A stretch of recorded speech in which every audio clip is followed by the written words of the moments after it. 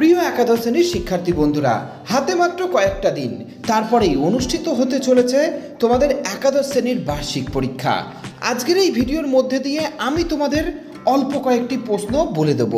এই প্রশ্নগুলিকে যদি তোমরা সঠিকভাবে অধ্যয়ন করতে পারো, আমি তোমাদের বলছি প্রত্যেকটি বড় প্রশ্নই তোমরা তোমাদের পরীক্ষায় কমন পাবে। তাই দেরি না করে চলো শুরু করছি আজকের এই ভিডিওটি।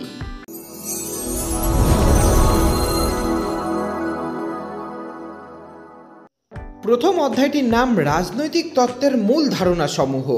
এই অধ্যায় থেকে মাত্র 3টি প্রশ্নকে সঠিকভাবে অধ্যয়ন করো, কথা দিচ্ছি একটি প্রশ্ন তুমি তোমার পরীক্ষায় কমন পাবে। প্রথম প্রশ্ন, আইনের সংজ্ঞা দাও, আইনের উৎসগুলি আলোচনা করো। দ্বিতীয় প্রশ্ন, আধুনিক রাষ্ট্র ব্যবস্থায় স্বাধীনতার বিভিন্ন রক্ষা কবচগুলি আলোচনা করো। তৃতীয় প্রশ্ন, ক্ষমতা স্বতন্ত্রীকরণ নীতির পক্ষে ও বিপক্ষে যুক্তি দাও। এই 3টি প্রশ্নই কিন্তু গুরুত্বপূর্ণ, তবে প্রথম এবং তৃতীয় প্রশ্নটি এবছরের জন্য চূড়ান্ত গুরুত্বপূর্ণ। তোমরা যারা এই অধ্যায় থেকে অতিরিক্ত প্রশ্ন পড়তে চাইছো তাদের জন্য স্বাধীনতার সংজ্ঞা দাও, এর প্রকারভেদগুলি আলোচনা করো। দ্বিতীয় প্রশ্ন, ন্যায় বিচারের বিভিন্ন রূপ সম্পর্কে আলোচনা করো। এবং তৃতীয় প্রশ্ন, সাম্য কাকে বলে, সাম্যের বিভিন্ন রূপগুলি আলোচনা করো। এবার চলো দেখে নিই দ্বিতীয় অধ্যায়। দ্বিতীয় অধ্যায়টির নাম জাতি ও জাতীয়তাবাদ। এই অধ্যায় থেকেও 3টি প্রশ্ন পড়ো, একটি প্রশ্ন কমন পাবে। প্রথম প্রশ্ন, জাতির আত্মনিয়ন্ত্রণের অধিকারের সপক্ষে ও বিপক্ষে যুক্তি দাও। দ্বিতীয় প্রশ্ন, জাতীয়তাবাদ সম্পর্কে রবীন্দ্রনাথ ঠাকুরের ধ্যান ধারণা বিশ্লেষণ করো। তৃতীয় প্রশ্ন, জাতীয় জনসমাজ গঠনের উপাদানগুলি আলোচনা করো। তবে আমাদের মতে দ্বিতীয় প্রশ্নটি এবছর তোমাদের পরীক্ষায় আসতে চলেছে। তোমরা যারা এই অধ্যায় থেকে অতিরিক্ত প্রশ্ন পড়তে চাইছো, মাত্র একটি প্রশ্নকে সঠিকভাবে তৈরি করো। প্রশ্নটি, জাতি ও রাষ্ট্রের মধ্যে পার্থক্য আলোচনা করো। তৃতীয় অধ্যায়টির নাম সরকারের বিভিন্ন রূপ।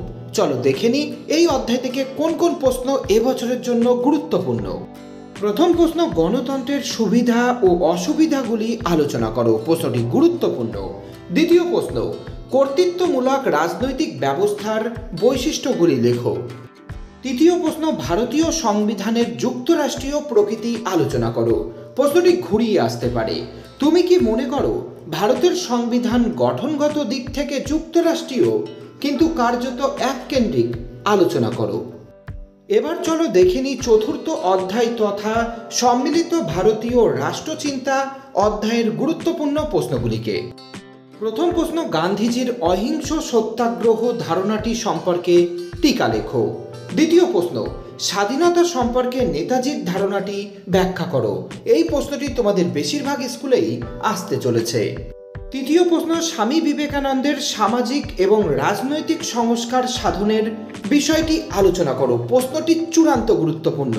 পরবর্তী প্রশ্ন, ভারতের স্বাধীনতা আন্দোলনে ও শিক্ষাক্ষেত্রে আবুল কালাম আজাদের ভূমিকা লেখো।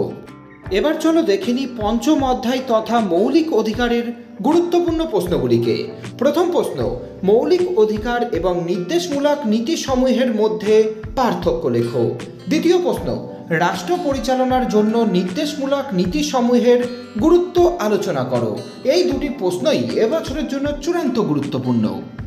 পরবর্তী প্রশ্ন, সংবিধানে মৌলিক অধিকার লিপিবদ্ধ করার প্রয়োজনীয়তা উল্লেখ করো। চতুর্থ প্রশ্ন, ভারতের সংবিধানে প্রদত্ত সাম্যের অধিকারটি আলোচনা করো।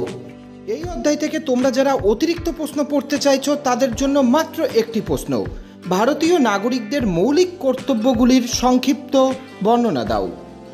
এবার চলো দেখে নিই ষষ্ঠ অধ্যায়ের গুরুত্বপূর্ণ প্রশ্নগুলিকে। প্রথম প্রশ্ন, ভারতের নির্বাচন কমিশনের ক্ষমতা ও কার্যাবলী আলোচনা করো। দ্বিতীয় প্রশ্ন, ভারতের নির্বাচনী ব্যবস্থার বৈশিষ্ট্য আলোচনা করো। তৃতীয় প্রশ্ন, ভারতের নির্বাচন কমিশনের গঠন আলোচনা করো। এই 3টি প্রশ্নই কিন্তু গুরুত্বপূর্ণ। চতুর্থ প্রশ্ন, ভারত সরকার নির্বাচিত PR সিস্টেমের পরিবর্তে FPTP সিস্টেম গ্রহণ করেছে কেন? এই ছিল তোমাদের রাষ্ট্রবিজ্ঞানের সাজেশন। দুর্বল ছাত্রছাত্রীরা অতিরিক্ত প্রশ্নগুলিকে এড়িয়ে গিয়ে শুধুমাত্র গুরুত্বপূর্ণ প্রশ্নগুলিকে পড়ো, কথা দিচ্ছি এখান থেকেই সমস্ত প্রশ্ন তোমরা তোমাদের পরীক্ষায় কমন পেয়ে যাবে।